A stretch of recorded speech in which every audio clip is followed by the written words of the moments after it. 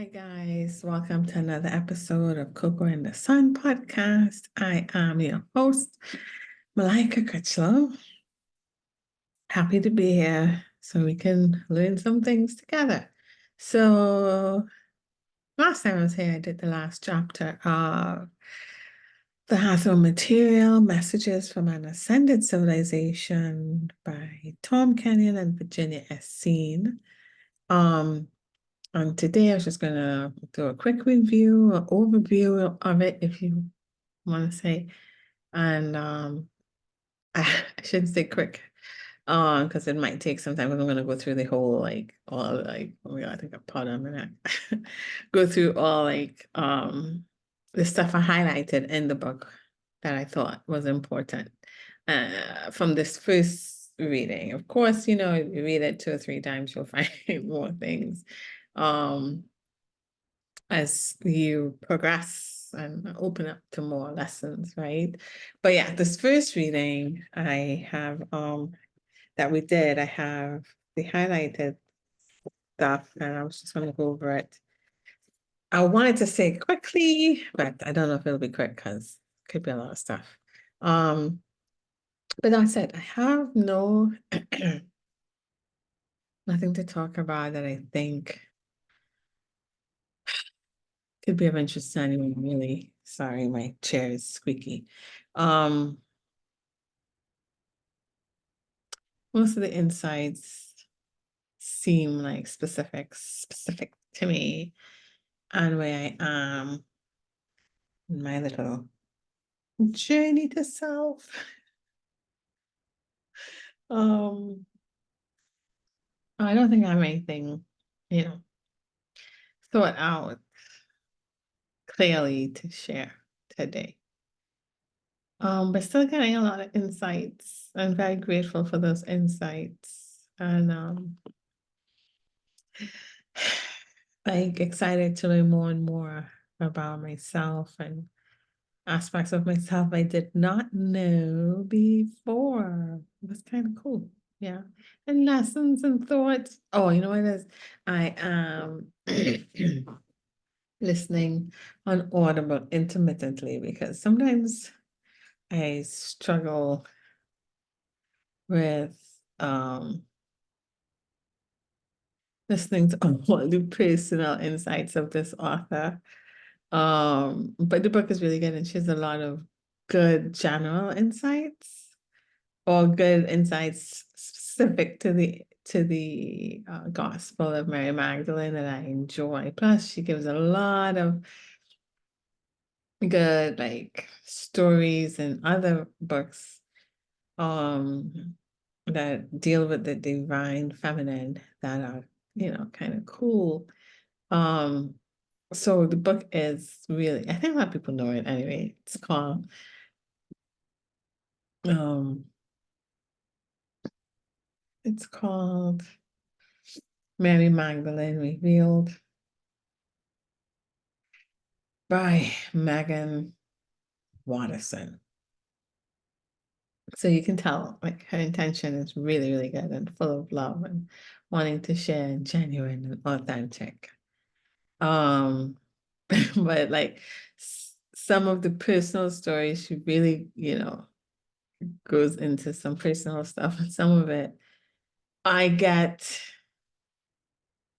lost in. And I was like, I really just want to hear what your insights are about, what the gospel said about Mary Magdalene and different aspects in the Bible where she translates or interprets things a little differently than it has been before, which I think is really good and really eye-opening.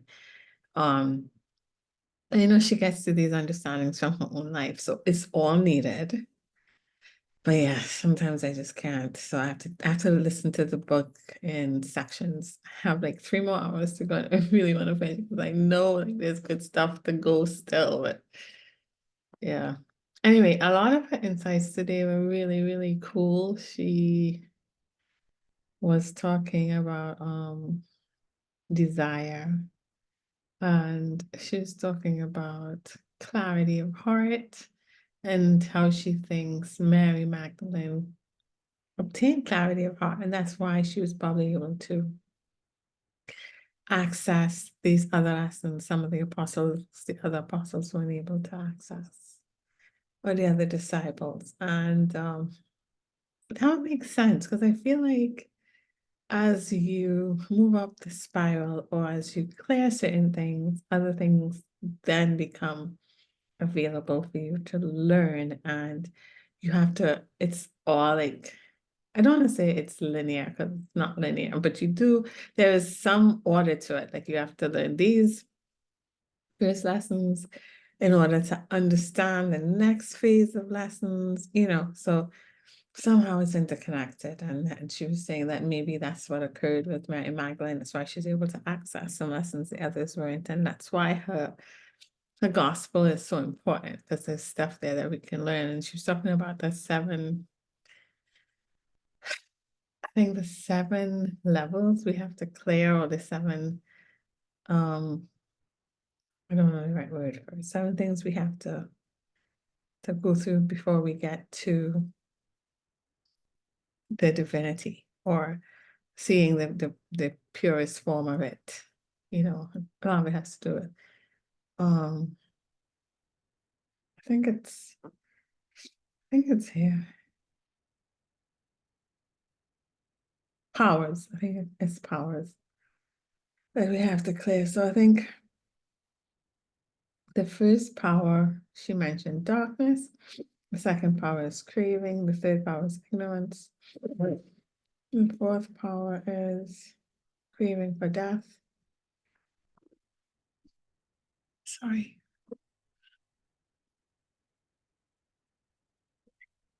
The fifth power is enslavement of the physical body. The sixth power is the false peace of the flesh. And the seventh power is compulsion for rage. So she goes through and discusses what she thinks these things are and how they show up in our life and stuff like that. So I really am enjoying the work, and I am seeing some personal insights as well. But nothing that I feel like I understand fully enough to share in a clear way, or that's needed or related to what we're dealing with today, which is the review of the Hathor Material. So, see. Let's see. So, in the first chapter of the Hathor, let me show you this picture one last time of the book. And so in the first chapter, I think they describe the civilization they're from and why they want to help. I'm like, their non-physical form, etc., I think. But let's see what I highlighted. In the first chapter, I highlight chapter 1, really who we are and why we have come. And they say that we originally came from another universe by way of Sirius, which is a portal to your universe. And from Sirius, we eventually proceeded to your solar system and the etheric realms of Venus. So that's how they got here.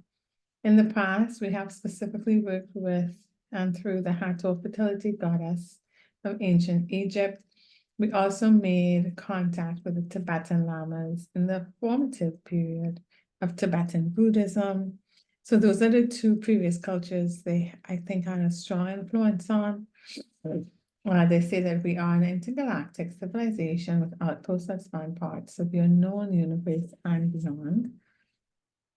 They tell us that we humans hold a key for the evolution and the ascension of our planet Earth, and that key requires free will choice, and what you humans choose or do not choose affects many kingdoms in this world. So what we decide will affect not just Earth, but I think the galaxy and the other universes. But we decide. We have free will. they want to be clear that they are not our saviors. They are our brothers and sisters who dwell close to us. They tell us we can only see less than 1% of what exists. In the book I'm reading too, I just mentioned, I've been listening to an Audible, the Mary Magdalene Review. She says that she really, Mary is able to see more and learn more because of the clarity of heart. So they're saying that we can only see 1%. I think this is linked also to how much we clarity of heart, I think, has to do with loving yourself fully and not being judgmental. So you cannot be judgmental to others and love others fully. So it really is an acceptance of self, whether it's good aspects or the bad aspects. So I think the better we get at that, the more we'll be able to see. But that's one of the portals or openings or things we need to do in order to elevate, I believe. Anyway, so it's just kind of cool that this says it here too, that we can only see less than 1% of what exists. We exist in the other, that they exist. The Hathors exist in the other 99% of unperceived energy, as do the innumerable other kingdoms of this universe you have yet to identify. Hi, Papa. The dog just fell. He's sleeping upstairs. The one source unfolding into infinite realms and levels is essentially joyful, even humorous. For it is a joke, is it not, that the infinite can place itself in the finite? It's like taking the sky and putting it in a glass jar, thinking all the while that you are the glass jar until one day the glass jar shatters and the sky is freed. So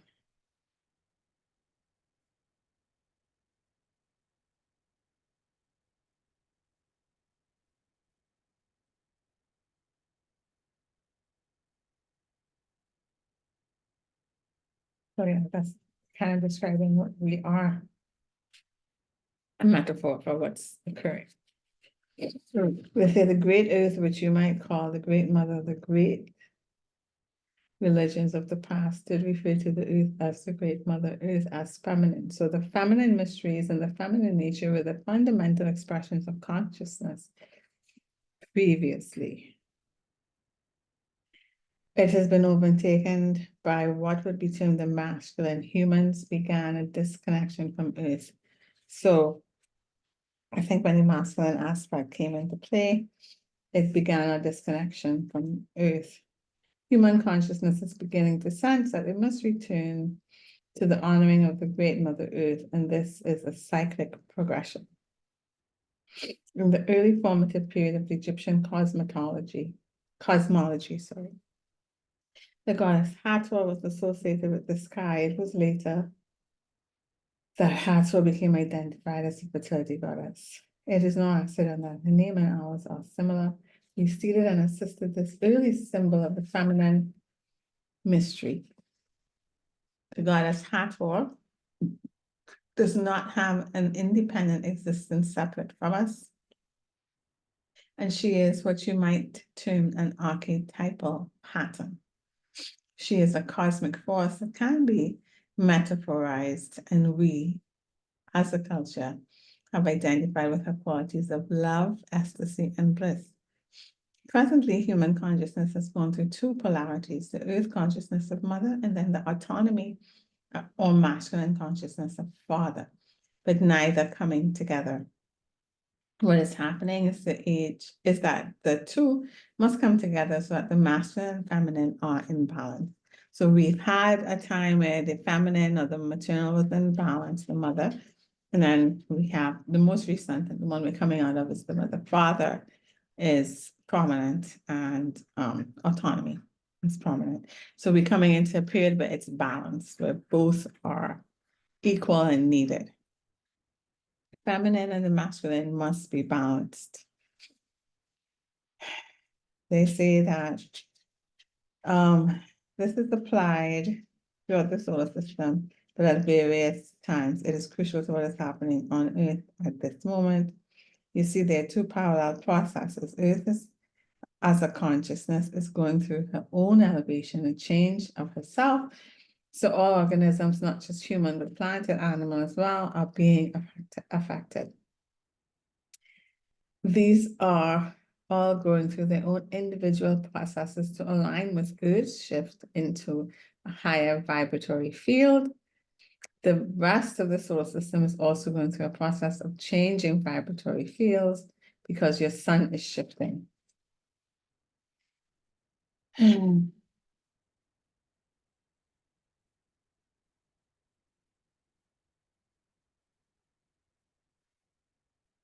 What I know in this chapter.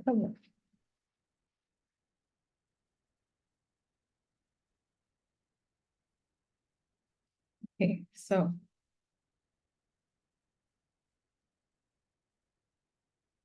they tell us that there's a direct connection between Venus and Sirius. And the connection is that we originally came from Sirius after entering this universe. The Egyptian gods to which you refer as Osiris and Isis would best be described in your terminology as force fields, rather, energy patterns of awareness and vast consciousness. These energies were anthropomorphized by humans in the Egyptian period as Osiris and Isis. Energy of Isis and Osiris still remains active and is open to all. They are aspects of the one source. The one source, the one creative force is all there is. And there are simply aspects or streams of its consciousness that move out of the one source. So again, it is best to understand that these pantheon deities are benevolent forces that can be aligned with, but they are not the Godhead. They are not the ultimate source, which is without all duality or polarity.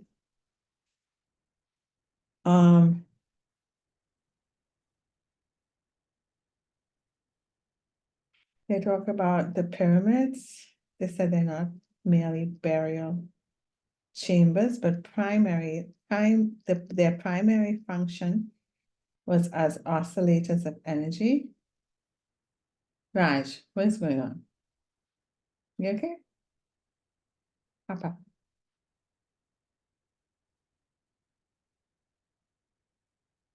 Initiates will enter the pyramids as designated in designated areas that relate on specific mathematical ratios.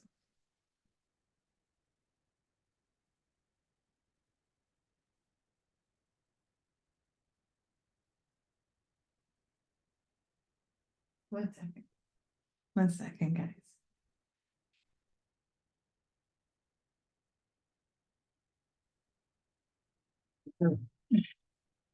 This permitted them to receive understandings of the great universe and the great mystery that could not have achieved if they were not in such a matrix of energy.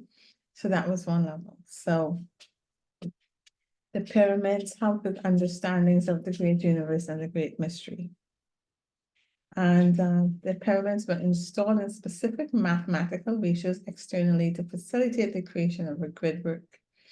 The Christ grid, which came into existence when your teacher known as Jesus of Nazareth dedicated his efforts.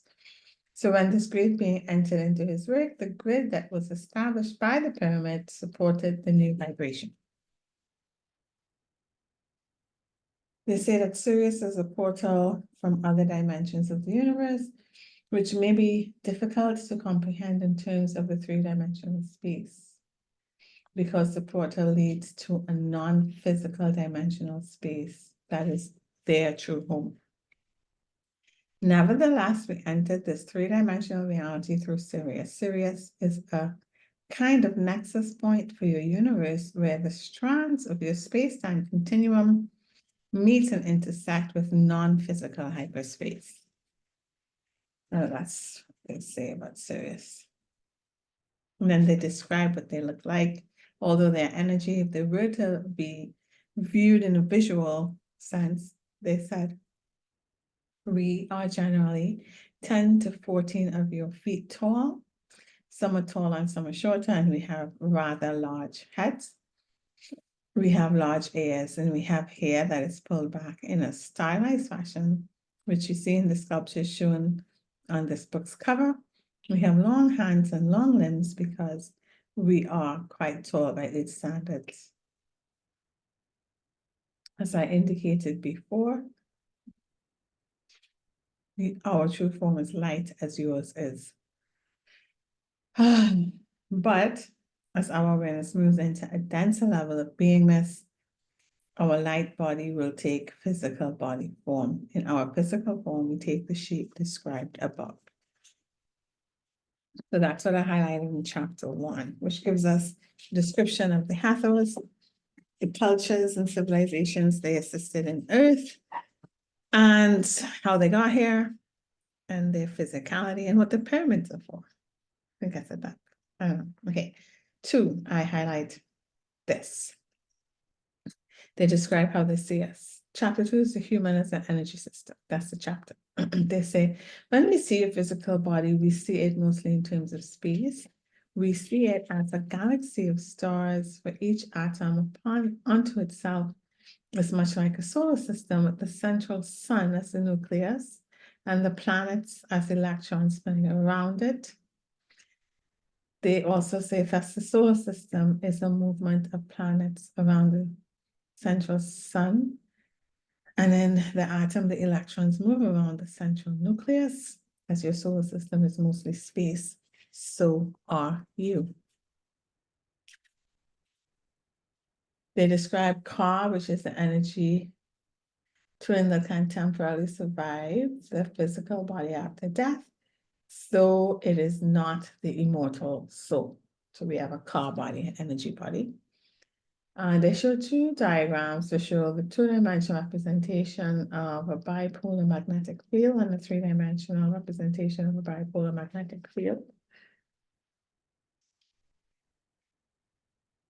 I'll show it. They tell us that the human body is a bipolar magnet with its central column, sometimes referred to as the central channel, the middle column of the pranic tube, or the antakarana. They say that we emit a field, bipolar magnets, as your science has uncovered, emit a field that 3-dimensionally resembles a donut-like shape called a tube to us. So that's the picture of how we look with the energy coming in and out, rotating and through the pranic tube. The Ka, or the pranic body, determines the clarity, the power, and the impact of your thoughts. And it also determines the quality of your emotion. If the Ka is disturbed, then the other fields are disturbed. The physical body operates at a lesser level of energy. Thought is diminished and emotions become perturbed. So you have to really work on your Ka body. And then they give us some exercises to work on your Ka body. I want to read these exercises again. But if you go to chapter 2 of the episode, I read chapter 2 of the book Hathor Material. I read the exercises in chapter 2 and how to keep your Ka body up. They also mention that sexual energy is actually the manifestation of Ka through the lower centers in terms of orientation, not in terms of value, meaning it is appropriately expressed to the genitals as procreation or as sexual pleasure. However, in building the Ka, you want to raise that energy by methods that will allow you to experience sexual bliss and ecstasy without depleting the life force. And they reference Kundalini yoga and Tantric yoga. So they talk about how sexual energy through Kundalini yoga and Tantric yoga can build your energy body, which is needed for clarity of thought and emotions. They also mention that eating as purely as cleanly as possible will reinforce the Ka. Pure water is critical as is exercise. In addition, be around nature as much as possible. Breathing fresh air that is unpolluted and allowing yourself to be safely exposed to sunlight, especially through the eyes. This means wearing sunglasses as little as possible, unless the sun is so very bright that you really need to protect your eyes. So they say as safely as possible. They always say as safely as possible, okay? You will find that as you build the car, the pranic force, and as you hold the intention to elevate yourself in consciousness, that you will begin to have intuitions and inner understandings about things that are very valuable. This is called gnosis. Gnosis meaning knowledge, and it comes as a feeling, a sudden knowing. Gnosis then is a refinement of your feeling nature, which naturally evolves as the car is strengthened, and which provides a deeper soul connection. So I believe that's very true. I've had instances where that has occurred.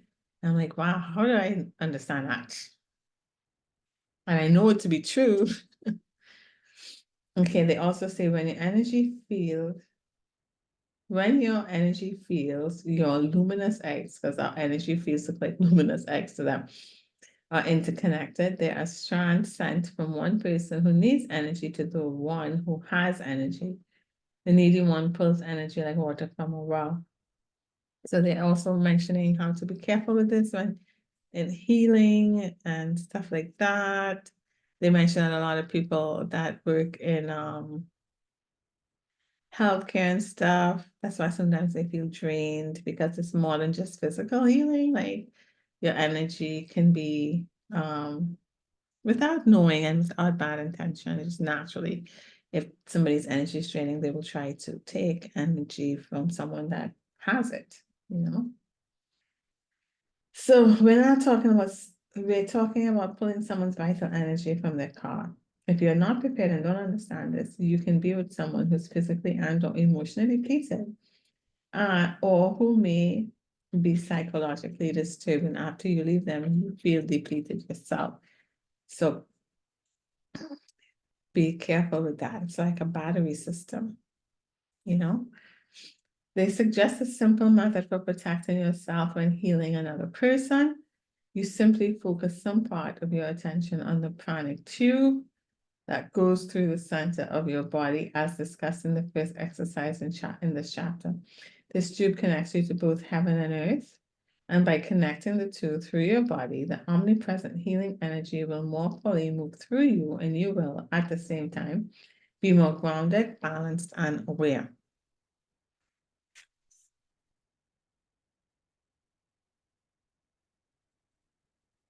They say the highest healing comes from source of all that is, the one beyond the duality, what the Egyptian called the Neta Neteru, the supreme being, the Godhead, whatever words you use. For obvious reasons, it is better to use the infinite reservoir of the source rather than one's own energy when healing. The prana is not the most subtle energy, even though it is more subtle than physical matter. There are energies that are closer to the supreme being in vibration. These energies have more powerful healing properties. So the higher one ascends in vibration, to use that term, the closer one will get to the source, where one can then draw on those subtle energies. The purer you are, the more powerful your healing results will be. Okay, so they also say, still in chapter 2, you don't need a sexual relationship to reach high states of consciousness, since the sexual energy can be circulated internally without the need of a partner. If one practices celibacy and at the same time stimulates the life force to rise from the root and sexual centers near the base of the spine, one will experience bliss and ecstasy. As the released energy moves up the spine into the higher centers, it opens higher states of awareness and consciousness. For those choosing the celibate path, we would encourage learning how to circulate one's sexual energy internally. Choose celibacy is not suppression, but rather a rising up of the life force. They also speak of same-sex relationships being able to also do this. It's not limited to just celibacy or heterosexual relationships, as long as you can simulate the sexual energy and move it up and with intention, you'll be able to do this. In chapter 3, feeling the human evolution, feeling and the human evolution. So,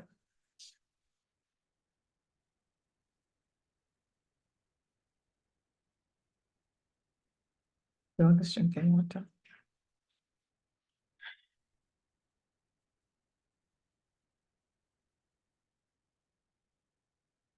So in chapter 3, they say feeling includes the physical sensations that you experience, both physical sensations of the sensory world and the physical sensations of the inner or subtle worlds. We define emotion as a combination of feelings with thoughts about those feelings. True feelings are neither positive nor negative. They are simply neutral reports, a kind of barometer about what is happening in your own energy, responsive, energy attuned world.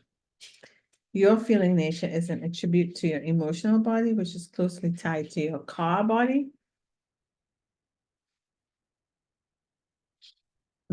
Sorry. There is one vital, specific, and positive resonance that takes place when a person feels a certain kind of emotion. An emotional vibratory field called unconditional acceptance or unconditional love. This sets up an intercellular resonance that positively affects the DNA, making it stronger, helping it to code information more precisely. This positive resonance actually emerges whenever you feel the emotion of unconditional acceptance or love. Naturally, the more you experience this emotion, the more you benefit all levels of your total self from the DNA. From the physical level of your body through the emotional body to reinforcement of the pranic body of the car, and also to feelings of well-being, allowing the energy of unconditional acceptance and love to move through the emotional body activates a process of profound healing and balance. So unconditional love is important. The auric field around the car can ignite at a certain moment in the upward movement of ascension and become a field of intense golden light. The early Egyptians referred to this as the Sahu, a glorious spiritual body. However, we're speaking here of a very advanced energy state.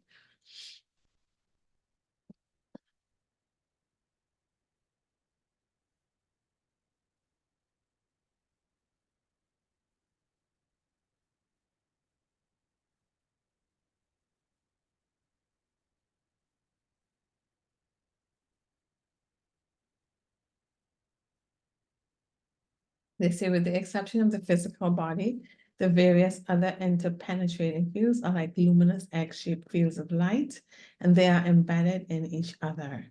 The car is actually a complex field of energy. Its primary form is similar to that of the physical body, though slightly larger.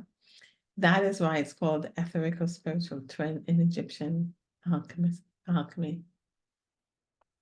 Mhm.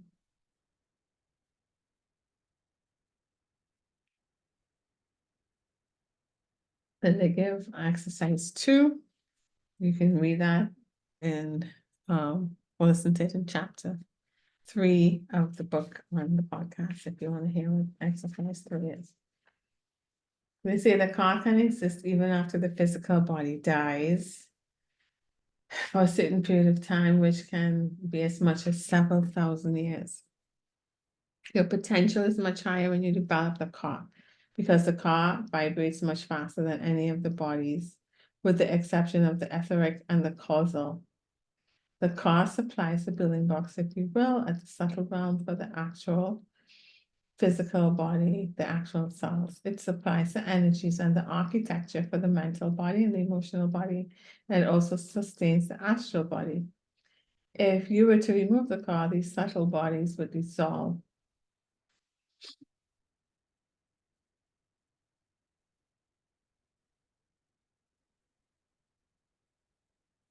The astral body would dissolve. If you were to dissolve the physical body, the mental body, and the astral body, but the car was still strong, the car would remain. So the car is like a master over the lower bodies, if you think of it this way. The other bodies become as servants to the car, the pranic body, the life force. Then if one takes the light force and directs it to the higher bodies in service to the etheric, the causal, and monad, the source of all that is, then one has a truly powerful alchemy. It is possible to develop the car without surrender and service to the one source, but of course that is not our teaching, and that is not what we are here to promote. Then they go on with another exercise to help build your car. That's also, if you want to listen to how to do that, that's in chapter 3 of the book on the podcast. Just look for chapter 3 of the Hathor Material. They said, your present double spiral, the double helix that humans possess, is only 1/3 activated. So our DNA is only 1/3 activated. And they said that we kind of need to focus on that before we focus on the 12 DNA strands, which is also a true thing. But they say first we need to get the full DNA strand activated because we're only functioning on 1/3 of it right now. There are points where consciousness, to all intents and purposes, disappears into a deep internal sleep. These cycles last eons and repeat themselves endlessly. It is a cycle of growth that humans cannot even comprehend because it is so vast. Life is simply the cyclic movement of consciousness, and we are all part of this consciousness that is moving now, awakening from its slumber. Our suggestion to those who feel angry or ripped off, as far as the DNA is concerned, is quite simple. Forgive the past, just let it go. Okay, chapter 4. They talked about the fear of opening. They said opening into a greater reality, greater emotional freedom, greater spiritual awareness is both a yearning and a fear for humans. We know that as humans open up to deeper feelings, there is also a powerful tendency for many people to hold back, to fear that very process of experiencing deep, powerful feelings. So we try to suppress, we want to, but we're scared. The capacity to feel deeply, whether it is expressed or not, allows the car to vibrate at a faster rate. So this helps the car. Feeling deeply affects the car. The heart area is also the midpoint between the lower and upper chakras, which is why many refer to it as the great transformer. It is the central sun of the body. Okay, the heart chakra is the central sun of the body. It's the main chakra. And it is the cantilever from which all movement takes place energetically into wholeness and into higher states of consciousness. The heart center is petal-like, but all the different chakras literally have an energetic structure in the subtle realm that is much like a flower. Whenever the flower of the heart opens, there is an increase in feelings. So as one experiences more feelings, the petals of the heart open and extend themselves. As one feels less and less emotion, becoming more withdrawn and less attuned to one's own feelings, these petals tend to close up.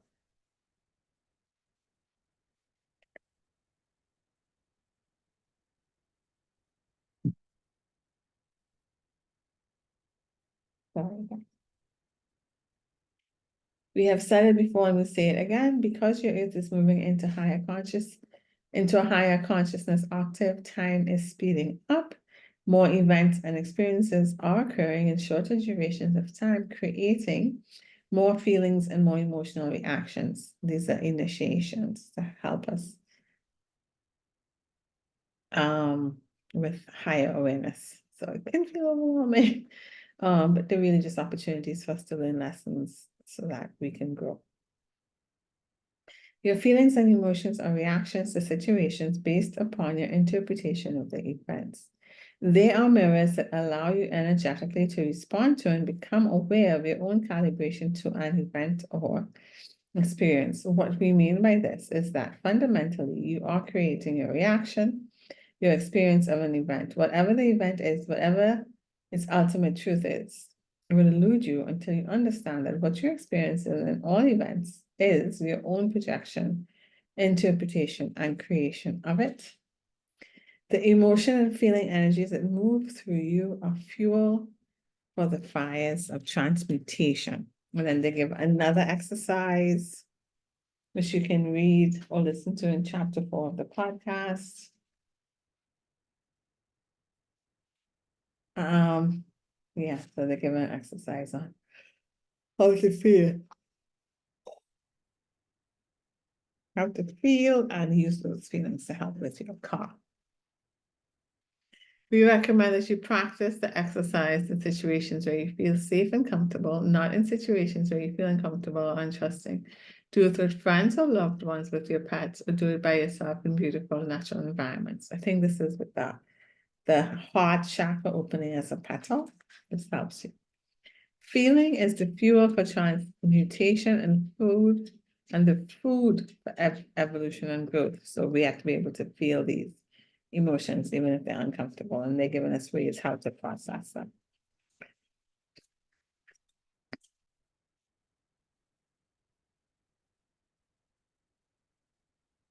In chapter 5, they talk about the pyramid balance. So in chapter 5, they talk about ascension and how you need to have a steady base. And the base of the pyramid that they use as an example has 4 corners, 4 cornerstones.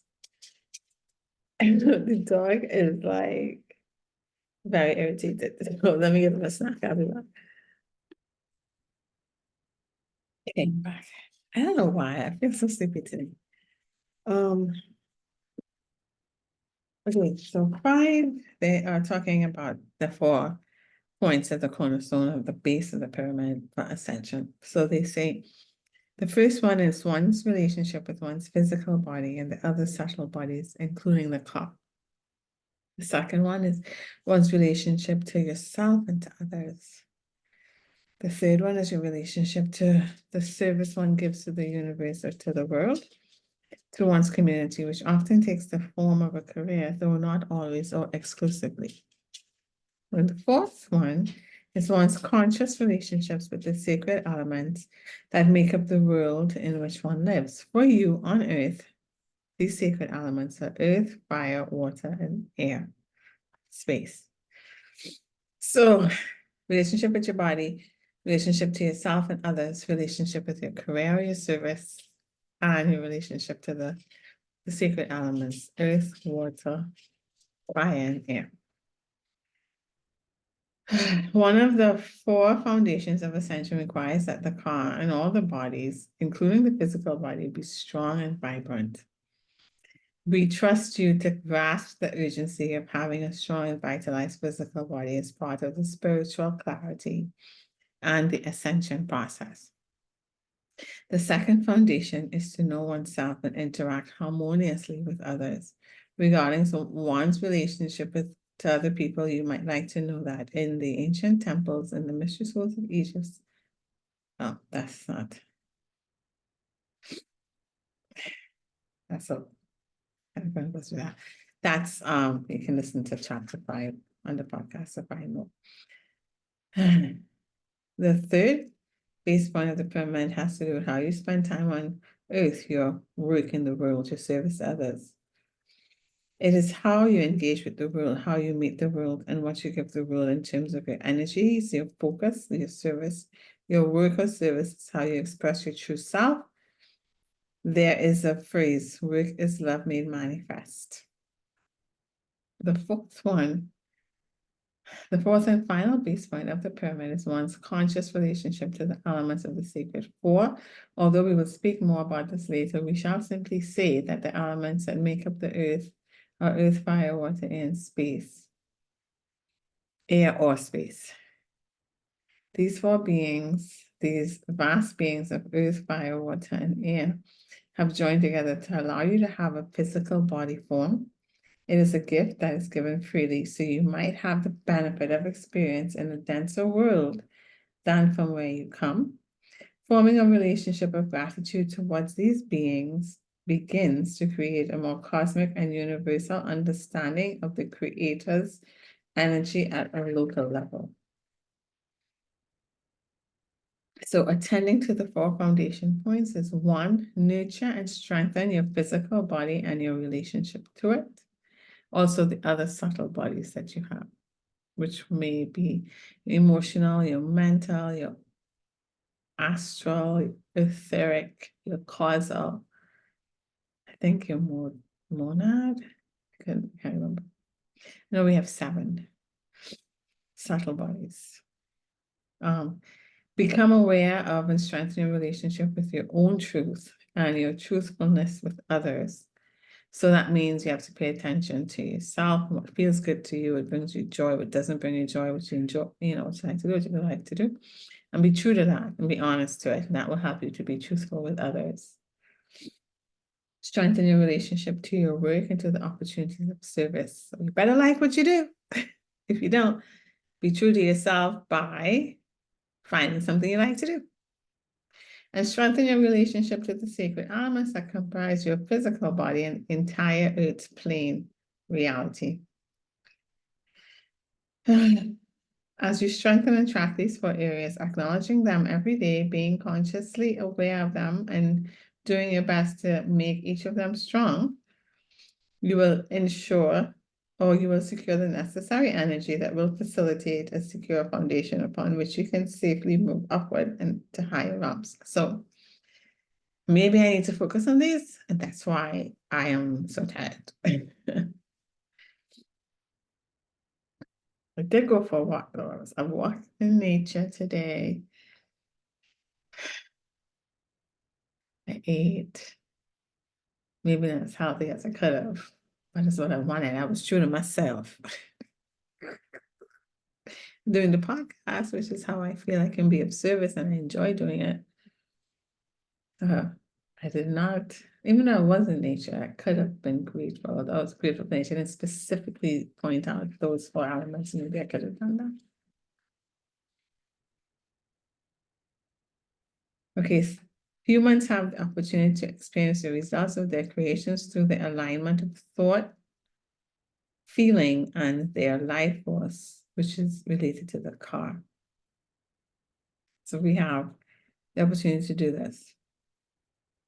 We can experience the results of our creations. What we have to do is align our thought with our feeling and their life force. So thought and feeling and thought. Like if I want a car, align it, the feeling of getting a new car. Yeah.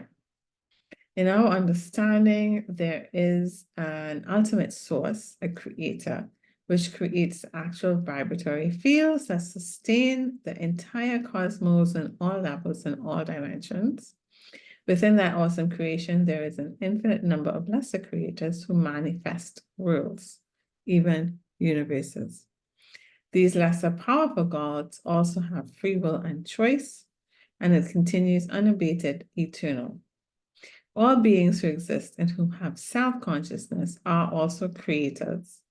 Consciousness, as it moves into expression within the subtle realms and into the 3-dimensional earth, becomes pranic energy or life force.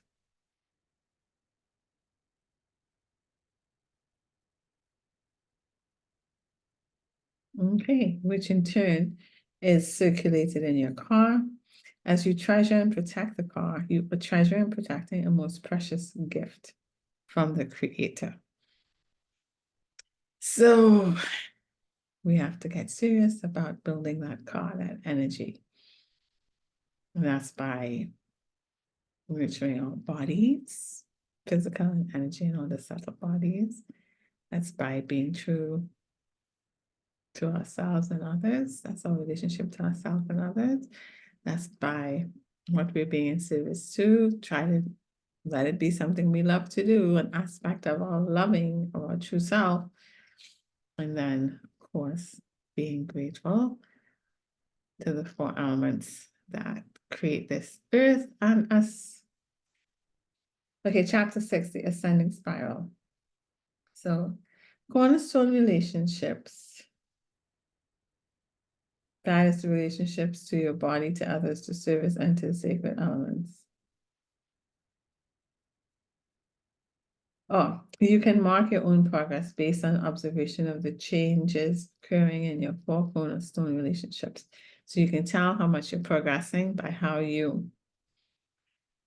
relationship to your body, to others, to service, and to your sacred elements are. So if you hate your job, you need to work on that and making it steady. If you don't like yourself or you don't like a lot of people, you need to look at that and see how you can improve yourself or love yourself and be true to yourself and then be true to others, which will improve your relationships, hopefully, and your relationship with your body and your subtle bodies, okay?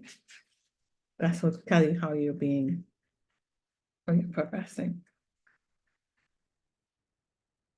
They say the spiral of ascension extends upward to infinity, and there's no limit to the heights you can reach.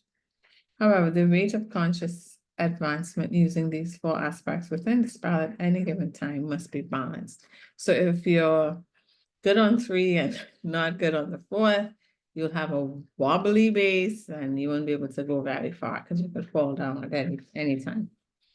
It is best to elevate all 4 positions of the pyramid so your growth can be stable.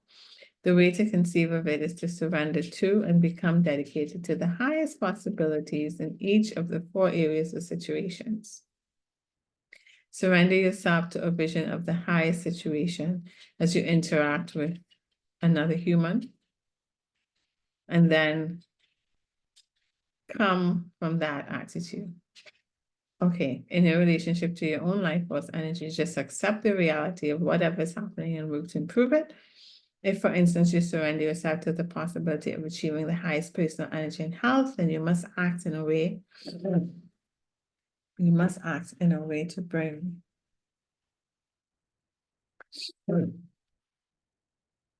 that possibility into existence by making the right lifestyle choices. Only with ample calm, ample life force will you have the power and strength to clear your thoughts and balance your emotions. As you treasure your life force, it is natural to also treasure opportunities to relate with people, opportunities to do your life's work, and opportunities to become fully aware of the elements. They said that there's a harmonic that is set up between people of like minds and hearts. That is set up when people of like minds and hearts are together, and it reinforces their own vibratory fields in that higher realm. But we would also say that it is valuable to interact with as many other people as possible who don't have the vibratory field. This exchange provides an opportunity to master one's judgment and relate with different energies from a place of stability and balance. So I guess if you are strong enough and able to deal with different types of personalities, the mastery would be that these personalities don't drain you, right? So I think that takes time though.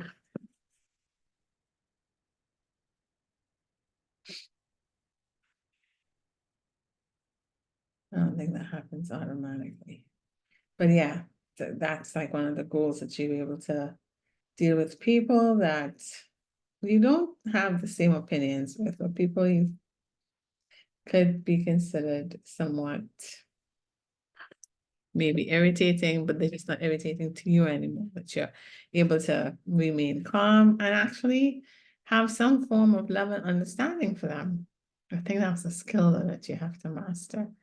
If you just keep doing it without first being, well, increasing your car or your energy, and first really knowing who you are and loving yourself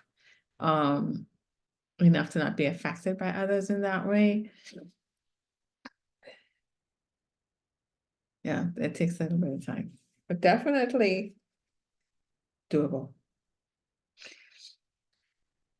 When the one you call Jesus of Nazareth knelt down and washed the feet of his disciple, it was a great lesson. Here we have a master being who brought himself up the spiral of ascension so profoundly and to such an elevated level that they could say, the Father and I are one. Imagine a being of this magnitude getting on his hands and knees to wash the feet of beings who were absolutely unconscious compared to where he was. And then they say genetics and heredity, both the physical genetics as well as emotional effects of family lineage that are held energetically are all mutable. They can change, and the changing of these patterns comes through an interface among the car, the emotional body, and physical body. Within the car, of course, is the life force, the strength, the power that one can access.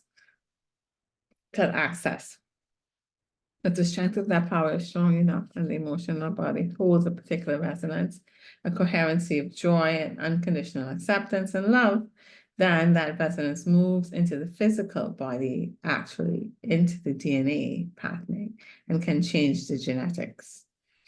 So here we see an unconditional love and acceptance being able to change physical and emotional genetics from family lines.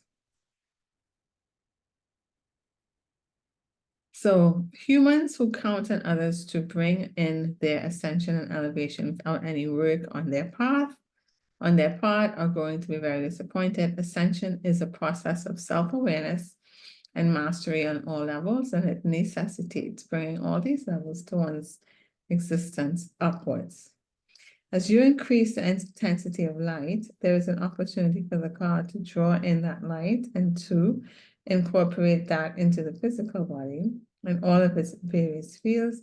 This can be impetuous to the spiral of ascension because you have more energy and more awareness.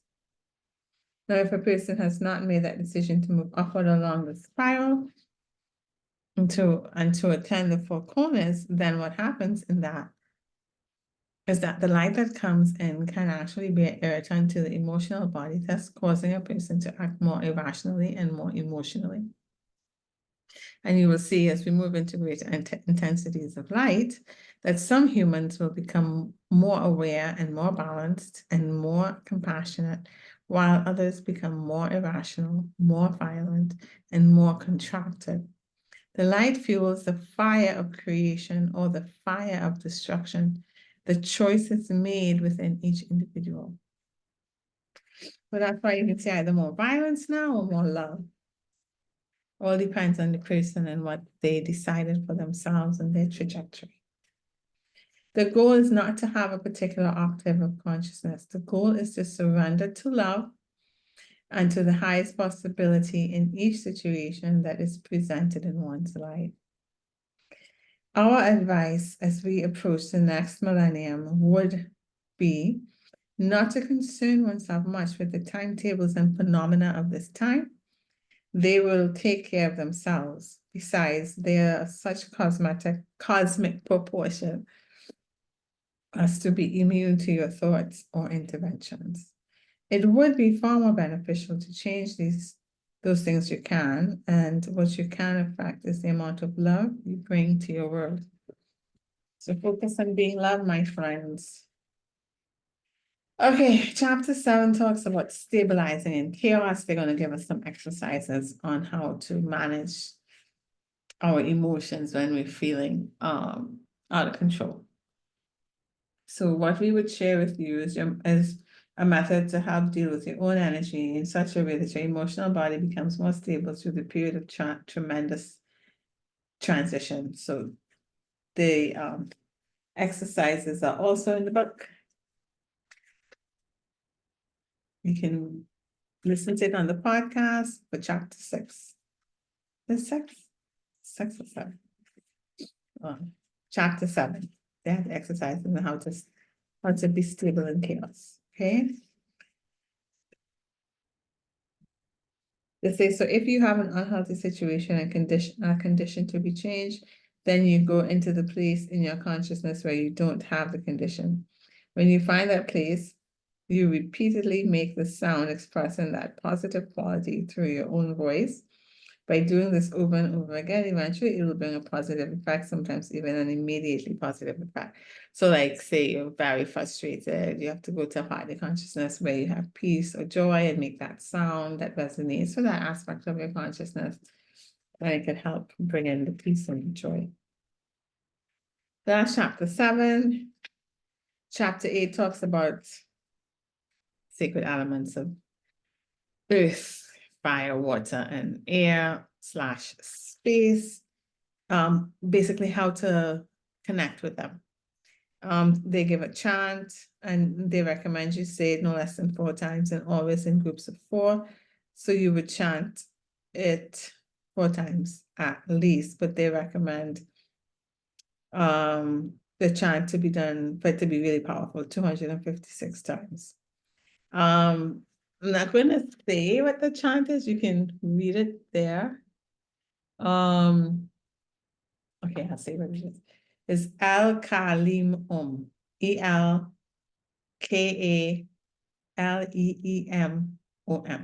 Al Kalim So you say that 4 times, or you say that 256 times. The reason why I'm a little iffy with doing it, I don't mind doing it 4 times and paying homage to these elements that I'm made of on this planet that I live. But they said it can alter the state of awareness. And I'm not ready yet to venture there. But they say another thing to understand about this chant is that material from the unconscious very often begins to rise up because consciousness settles into a very deep and profound state. One can experience every state of consciousness, every state of awareness, from absolute boredom and fatigue to high states of ecstasy and bliss, including an awareness of one's own demons, one's own negative emotional material. All of this can be activated as one chants this chant. So it is important to understand that whatever arises while you're chanting is part of the clearing. By chanting the chant, El Kalim a person is, in our understanding, acknowledging the sacredness of the elements, acknowledging the continuum of consciousness from source that you may call God, through its various subtle levels, all the way into the earth itself. Here in the physical reality, which would be the densest sacred element level, one is affirming and acknowledging the earth is sacred, one's body as sacred, and one's place in the continuum of consciousness that one may call God as sacred. So it's saying a lot by saying that chant. Between 4 and 256 times, always in groups of 4. If you wish to be here and participate through your next embodiment in this passage or portal into the next dimension, this transformation that you are going through, you need to be grounded. By being grounded, you can respond appropriately in your body, your subtle nervous system, your instincts, and your superconscious levels to everything in your life. One needs to connect to the earth. This can be done by extending the pranic tube back into the earth if it has been retracted. So the first thing is understanding the energetics of your nature. The second aspect has to do with the vibration of love, of safety. It is, of course, possible for a human consciousness to withdraw and retract into an internal state where love and interconnectedness is experienced. As a human, you have multidimensional aspects of consciousness. Therefore, it is possible to shift your awareness into an internal dimension of love and safety while being unconnected to the earth, that is ungrounded. So even if you retreat within yourself to a space of love, make sure that you are grounded to the earth. And you can do that by visualizing the pranic tube coming up from the earth into your middle column.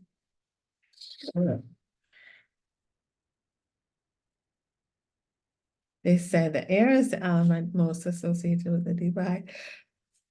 Ooh.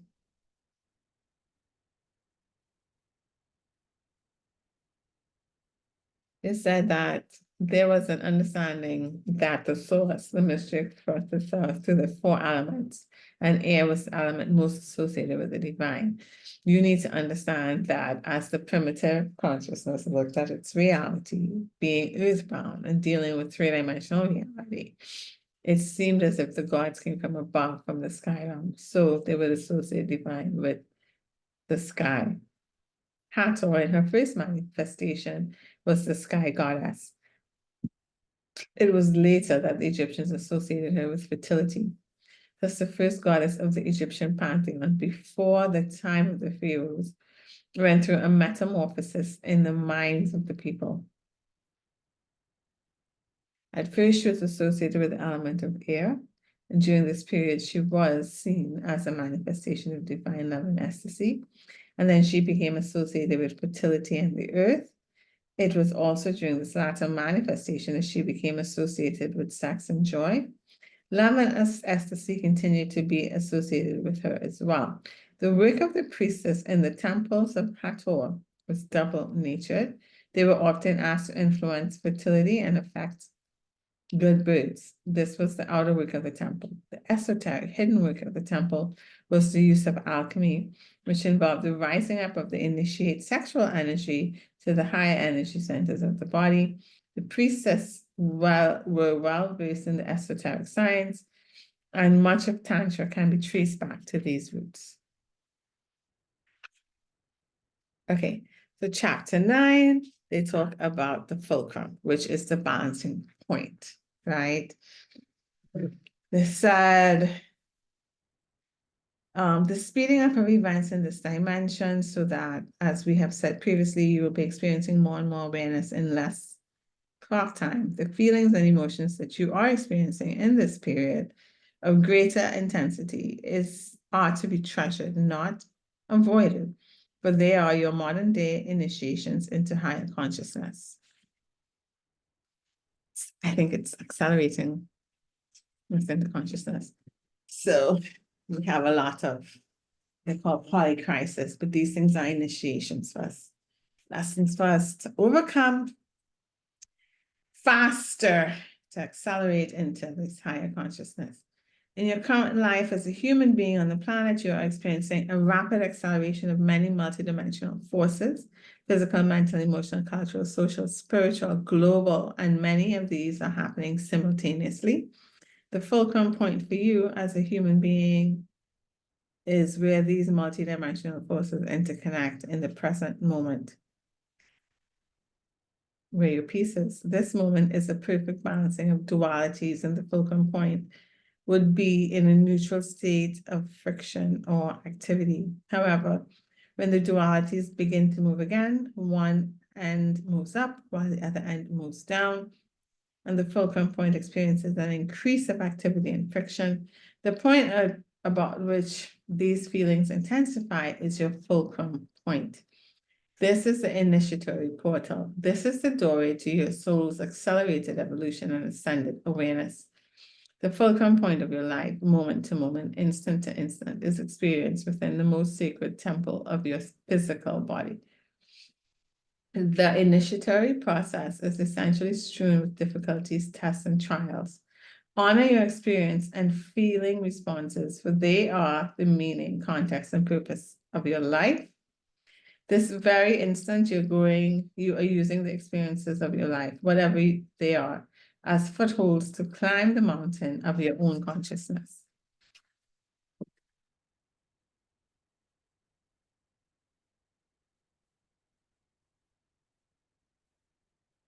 Emotional reactions are strong, and when things occur that are overwhelming, you are less likely to deal effectively with them, less able to cope and make the right choices for yourself, and less able to use that opportunity as fuel for the transformation of your own consciousness.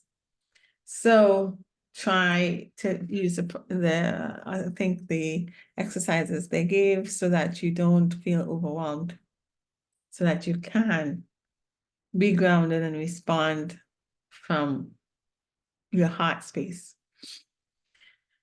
You will have both the awareness of what is happening and the mastery of your energy fields to make correct choices for yourself in that moment. These two aspects together create a powerful vortex that allow you to flow quickly into higher levels of consciousness. Both must be in place, however. You must understand, appreciate, and honor your life experience. Then you must use your feelings, responses in the initiatory process to achieve the energy mastery that stabilizes and allows you to take advantage of these growth opportunities. It is ironic and paradoxical that consciousness can create either a heaven or a hell around the same event. You see, the higher you go in consciousness, the deeper you must delve to remain in balance. If you go too high in consciousness without balancing your hidden depths, including your own unconsciousness, then you are unbalanced and potentially dangerous. These things that you try to keep out of awareness are part of your human nature, and your task as a human being is to integrate and heal all the levels of your experience in this dimension. They say that one of those levels of this experience, which must be healed, has to do with what you call darkness, which we call unawareness. The darkness is unawareness. The task of evolution, as we see it, is to expand awareness so that it is all-encompassing and becomes incorporated into all of your beingness. So you need to be aware of all the aspects of yourself, including aspects of yourself that are not so nice. You just need to be aware of it. Because if you're unaware of it, nothing changes. We want to clear. So we want to be aware, we want to see it, we want to love it, we want to understand it, we want to accept it.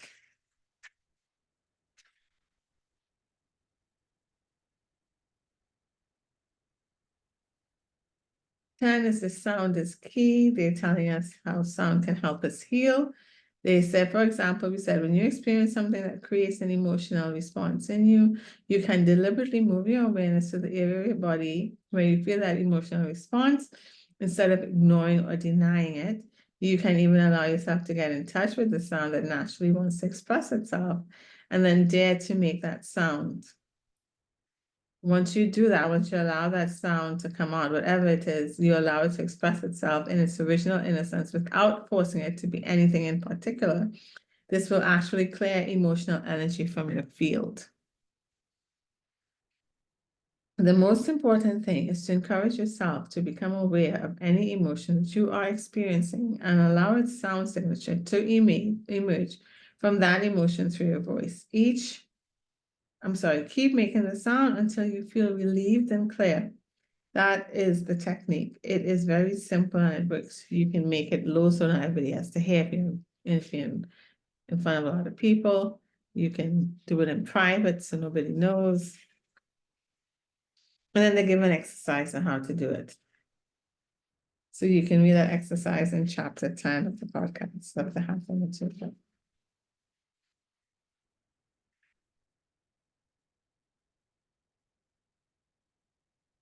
So they say sound vibration can actually affect the resonant fields within intercellular processes down into the genetic levels, even down into the atomic and subatomic levels. The key is the right use of intention, awareness, and sound. This is a triad that will allow you to begin to actually affect physical matter through the agency of consciousness expressing itself through sound. Using awareness, using intention, and using the sound of your own voice, it is possible to affect any level to manifest creation.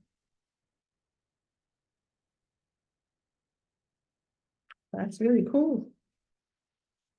What is the sound and intention? Go well. Peace, harmony. Chapter 11, Changing Destiny.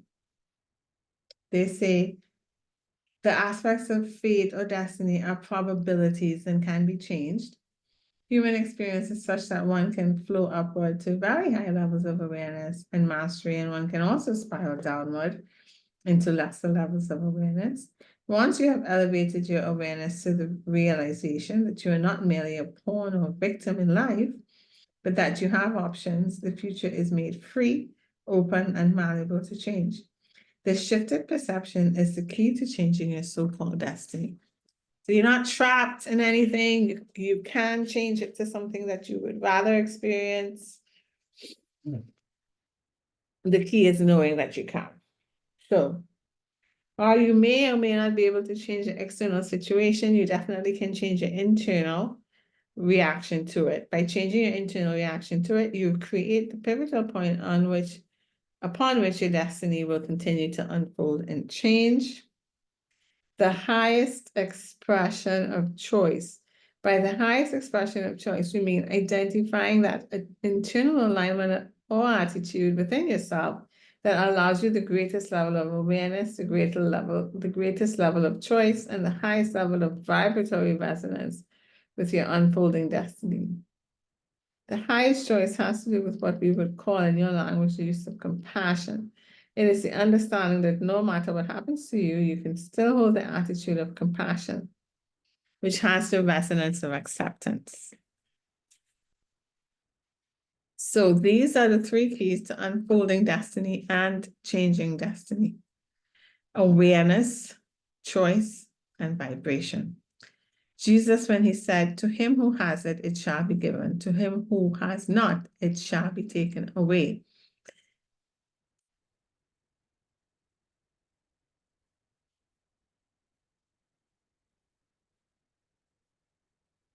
If you want to unfold something, to experience something in your destiny, you must hold it in a vibration of your own consciousness. You must have the feeling of it in order for it to express itself. If you do not have the feeling or the vibration of it, then it cannot express. If you want loving relationships, then you must hold the vibration of loving relationships in your own consciousness, and then you will draw to you through the laws of magnetics, loving people. So you must change your thinking and emotional misperceptions to change your vibration. Vibration is a key to changing destiny. The final key that unlocks the doors to greater perception, greater life, and greater rewards. Vibration. The keys to changing your future external reality come from the choices that you make within yourself. No matter how desperate a situation is, you can change your internal orientation and plant the seeds for a new destiny pattern, which will unfold as surely as the sun will rise. So the last key is awareness of choice. And the second key is to actually make the choice. Yeah. Three keys to your freedom, your elevation, and your own evolution. They are the awareness that you always have choice, the ability to energize those choices, and the constant potential of achieving a new and higher vibration. By opening your heart to love, however, you can always make a higher choice within yourself that leads to peace. Although you may not be able to affect the external events of your life at every moment, you can change your internal orientation, which will give you the new perspectives that generate exciting choices and a more masterful human destiny. Spiritual mastery is the awareness and understanding that your choices determine what will unfold for you.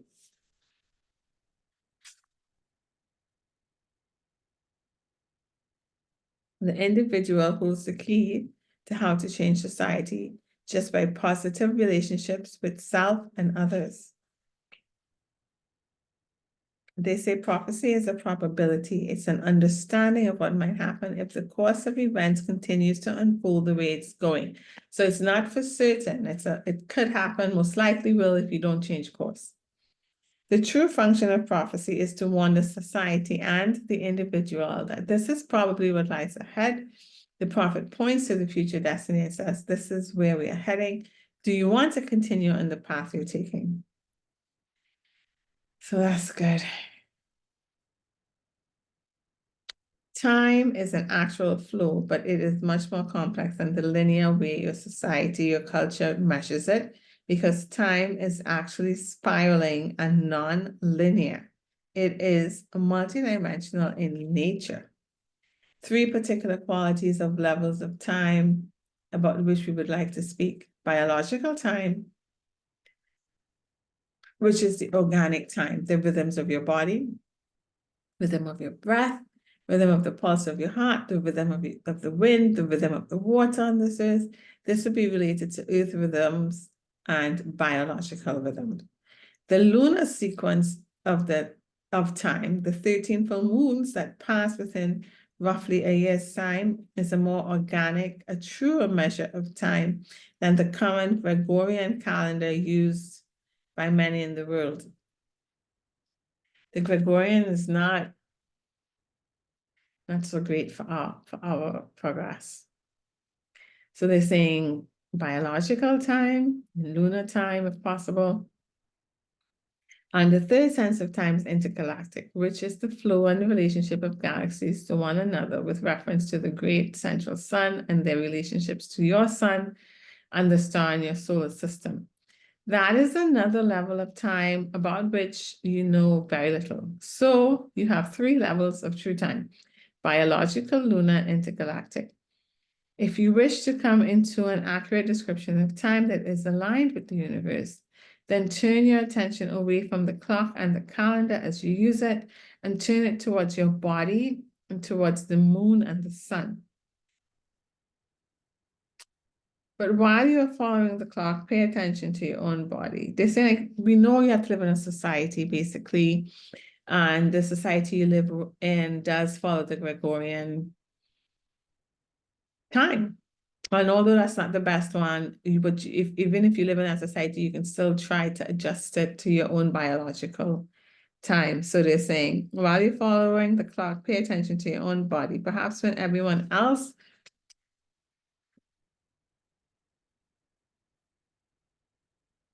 is eating, it may not be time for you to eat. Maybe it's time to rest, to read, or take a walk, and then eat something later.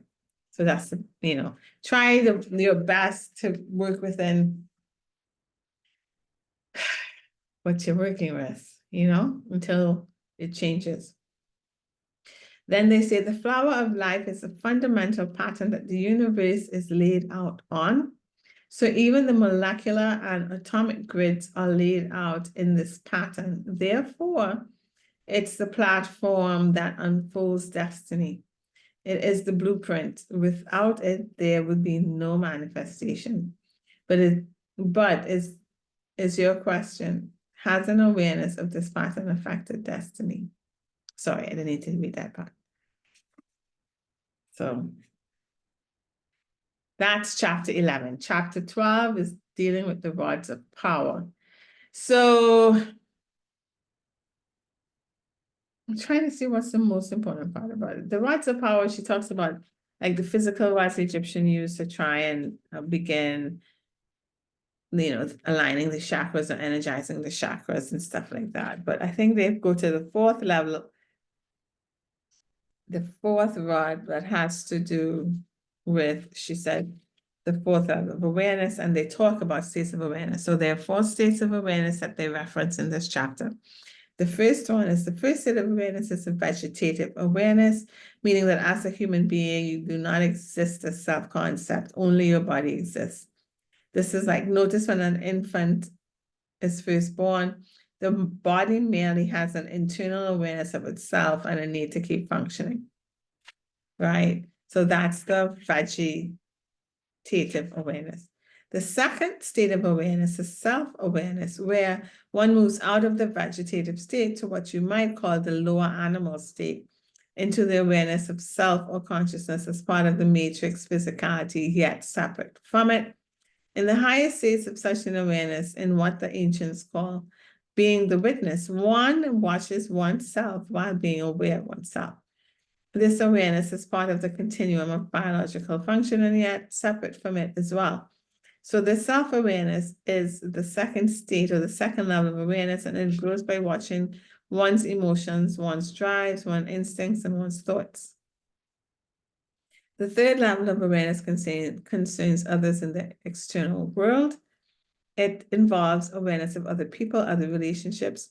the external world and the forces of which one is a part. Indeed, navigating yourself through these various forces and relationships is considered a part of the normal human existence.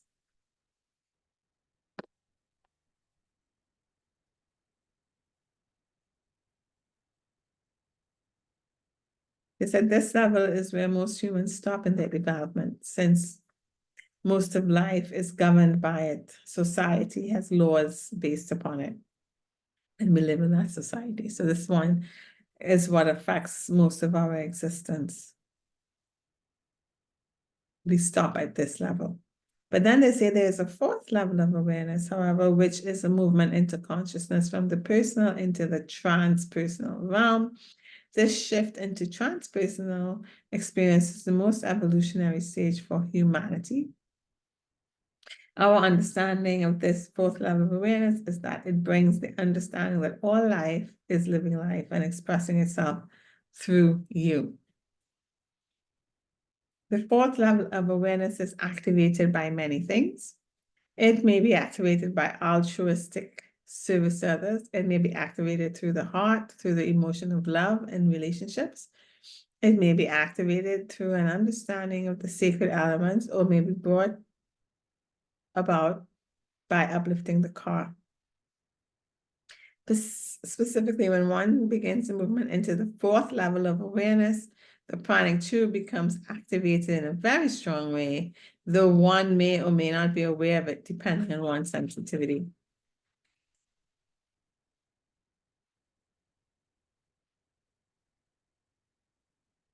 The Hathors say, as to which of the energy centers, chakras, would be the safest for all humans to use. The heart center would be that focal point. The reason for this is that the heart center is the seat of the soul, which we call Ku, and that Ku, the soul, is the seed consciousness that sits in the heart center. The reason the heart accelerates evolution the fastest for most individuals is that the heart generates the love emotion.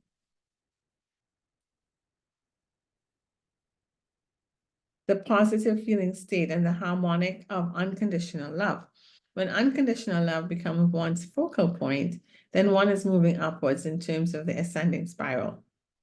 So, as previously explained, as one has sexual relationships with another human while expressing that love in relationship to the heart, then of course, the emotion, that feeling state will permeate the sexual expression. Then the sexual expression becomes sacred and is elevated. So everything through the heart. We want to be clear that the vital force of the body and the vital force of consciousness originate in the lower chakras. So one does not really bypass it. It's simply that life force energies can be expressed through the focus of the heart. So all vital force of the body originates in the lower chakras, but it can be expressed through the focus of the heart. They say the use of sound, whether created through arts or electronic means, can assist with the progression. However, it is the inner focus of consciousness that actually creates the energy movement. So it's the intentioning, asking questions, and allowing those questions and answers and intentions to occur.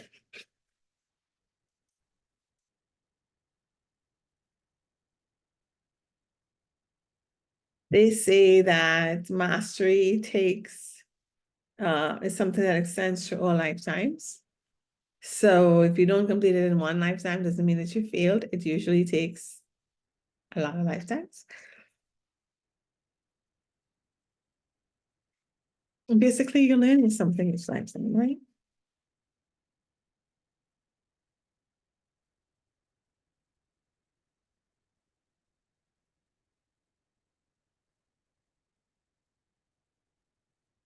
So they said, so they're clarifying alchemy, right? And how to use it. So they say, alchemy says that you must acknowledge the truth of where you are, that you have parts of you that are unforgiving, jealous, petty, and anger-filled, just as you have parts that are uplifted, loving, and compassionate. You have both. The continuing question is, which part will you come from? Which will you choose to express? The loving or the anger? The compassion or the jealousy? The forgiveness or the unforgiveness? So we have all these aspects. Which aspect do we choose to express in the situations that we come about in life?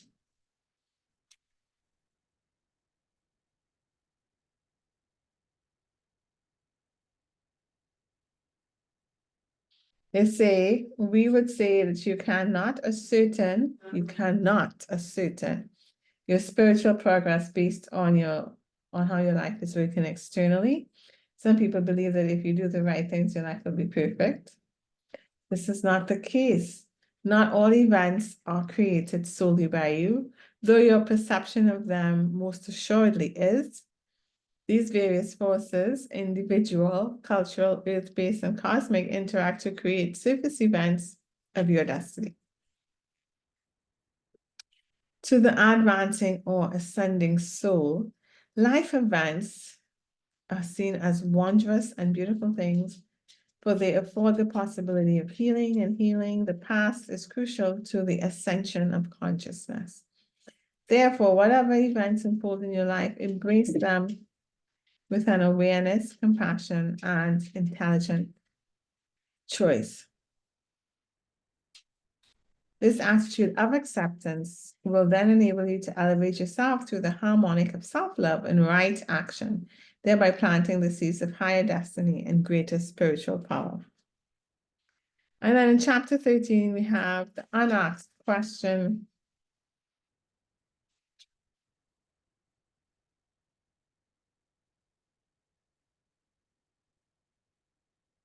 They say that humans are a neuron of Earth. And we always ask questions like, what is in it for me? But by shifting awareness of our own needs and desires to the unasked question of what can I do for the greater good of this situation? This changes a lot if we look at things from this angle. Instead of what's in it for me, how can I be of greater good to the situation? It has been said that if you wish to be loved, you must love, which is an aspect of the question we are discussing. If you wish to experience being loved, then extend the energy of love to someone else. They say that if you ask the unasked question, you will open for you. This is a tremendous shift in focus, and is what the unasked question will open for you if you begin to approach your life in service to life. Living your life in service to life is a different context than living your life just for yourself. Living your life for your life, for the expansion of life as it moves through you and others, will lead you to make choices for yourself and choices in your interactions with others, choices that affirm life, expand it, cherish it, and hold all other beings as sacred. So,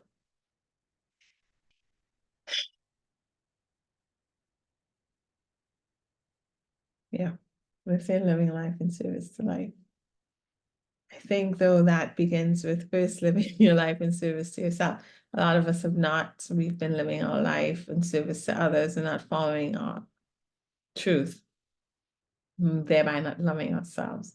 So I think it is imperative that first we are in service. This is just my experience, in service to ourselves by being loved to ourselves and being true to ourselves. And then by doing that, we can then be in service with our truth and things and aspects of ourselves that we love to do, services that we love, that we want to share with others, be of service to life. But you have to know what aspect of life you are. Where are you in this this web of life, right? What are you? Where are you? Who are you? What do you enjoy in order to be of service to life? So I think for me, that's imperative. First, you have to be of service to yourself. Not in just the safety terms, I mean, in your joys, in your truth. You have to find who you are first. You know, I say it all the time, but what do you like to do? What don't you like to do? You know, what brings you joy? And that changes, it evolves. So it may not be one thing all the time. And once you find some stuff, then you can be of service to others in that way, of service to life as a whole with what you do love to do. By being the love that you are. Because you have to find the love that you are. Right? Okay. Let's not forget. They say nothing is binding or absolute in the relative universe in which you live. The only thing which is absolute and unchanging is the deepest unmoving center of your own consciousness. What can I do here that will serve the greater good? What can I do here that will serve life's deepest purpose through me? Okay.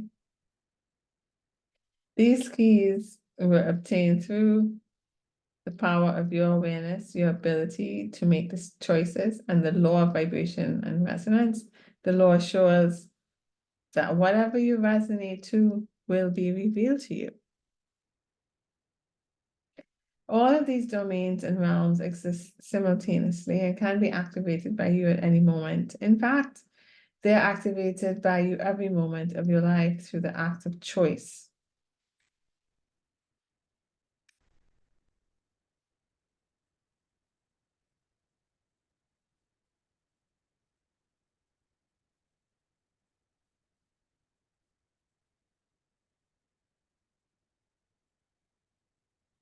Our perspective is that consciousness expresses itself into and through matter, and that matter is then elevated by consciousness into life.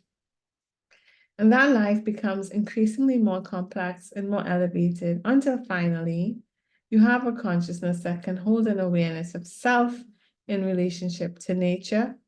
Then it holds a consciousness of relationship between itself and the force behind nature or within nature, and that is what you call God.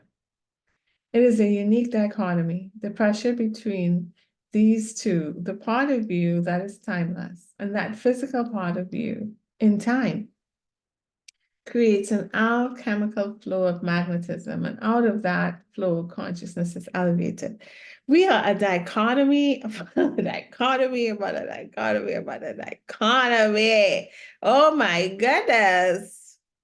So we have to be aware of all aspects of ourselves and love all aspects of ourselves, accept all aspects of ourselves, and then choose to be the aspect of ourselves that we think serves life as a whole.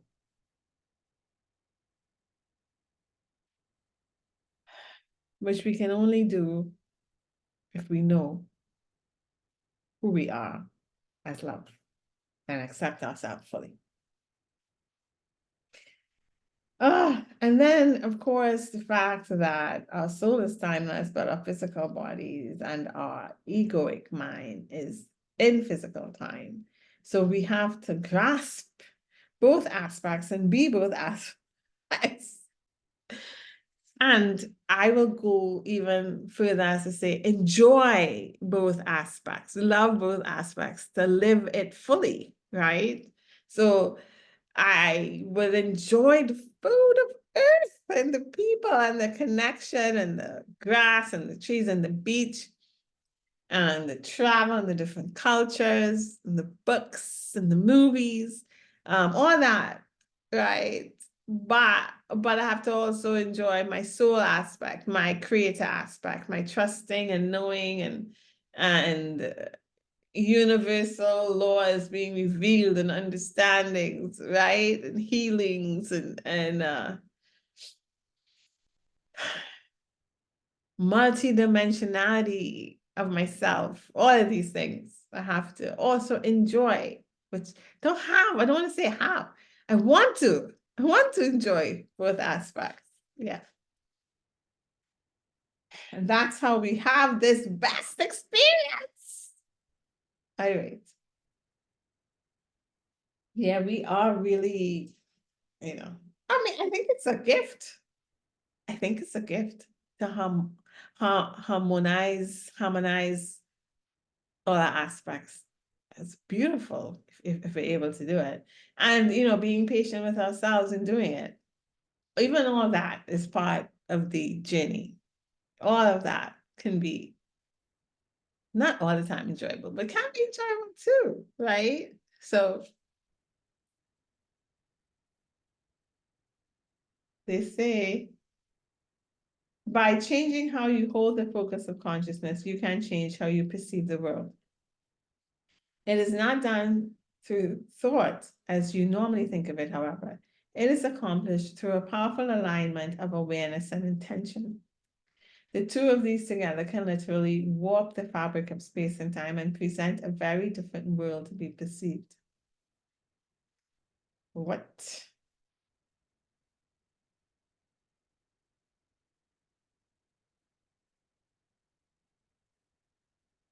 Your experience of both yourself and your world is created fundamentally by you at the deepest levels of consciousness. At this profound level where mind and matter meet, the holographic nature of matter is expressed through your brain and nervous system. Thus, you experience the world as an objective, external, and substantial three-dimensional reality. In fact, your reality is anything but objective, external, substantial, or three-dimensional. These illusions are created and sustained by how you hold the focus of your awareness. This is a learned process that was taught to you unconsciously for the most part by your parents, teachers, and peers. As a learned habit of perception, it can be altered. This alteration of perception is crucial if you desire to directly experience what we are talking about. In this regard, you will find the exercise that we have given most helpful in that they gently train your nervous system to perceive the hidden reality.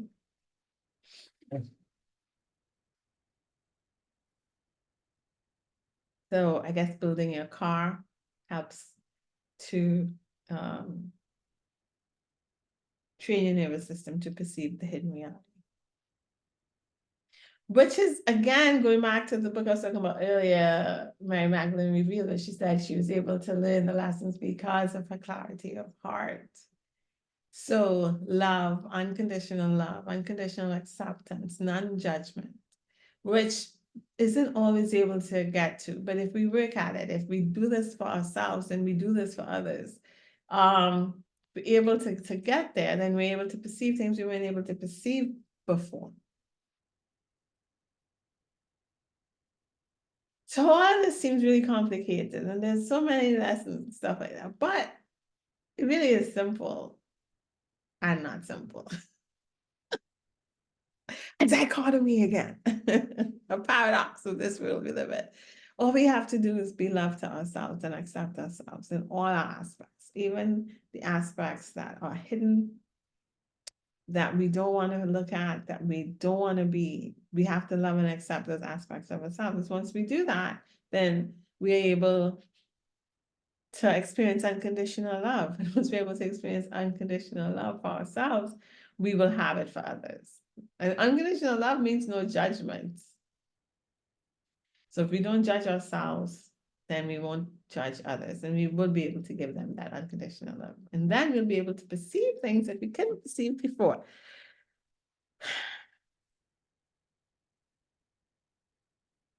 Unconditional love also means we don't have to do anything to have that love. We have it just by being.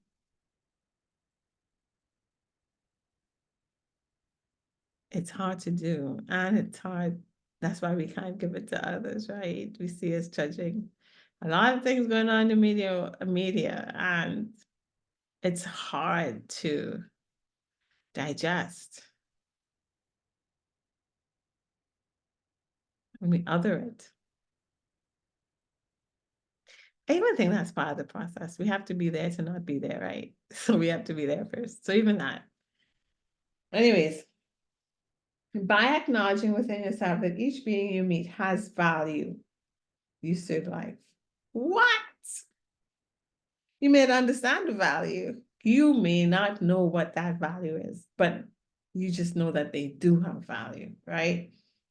You may not know who they are, their history, or what they believe, but they are part of life, and so you acknowledge them. If you hold that intent in your energy, feel love and acceptance gets communicated to them, and that is serving life. What an easy way to serve life. I think that's easy. I think we can do that. Anyway, so that's the end of the book. All the things we learned in this book. Amazing. Yeah. So that's the end of the book. I think the next book, like I said, is going to be the Magdalene manuscript. I may start at next episode. The next episode I might just wrap up this week by doing just talking about things that I'm interested in. Taking a little break, one episode, just talk about miscellaneous things that are coming across my field that I'm learning about, I'm interested in. Maybe I'll do that. And then we start next week the new book, The Magdalene Manuscript by Tom Kenyon again. Woo! I think. So this one deals with the divine feminine and sacred unions, divine unions. Some people call it twin flame. I don't know if it's the twin flame or not, because I feel like they were doing preparation before the meeting. And I think like twin flame, they are different because they start, they trigger each other to start the spiritual journey, right? The journey to self. But I think sacred union is a preparation before meeting. To meet and be counterparts and companions in the true sense of the word to each other. And then it's a whole new level of bringing things from parts of us that, in our aspects of unawareness to awareness, and having someone love it too. It's an expansion of that, which is kind of cool. Anyways, have a great day. And we'll talk next podcast. I hope you know that you are loved, that you are loved, that you're gentle with yourself, and you find new things, new aspects of yourself to love and learn about and integrate into this life. I hope you're able to enjoy this life, this earthly life we're living. Because let me tell you, I'm enjoying the food, the people, the cultures, the movies, the creations that we create, the life that we live. Yeah, finding things to enjoy more and more. Anyways, I'm going to go walk the dog. I hope you guys have a great, great Wednesday, and we'll catch up again on Thursday or Friday. Bye, guys.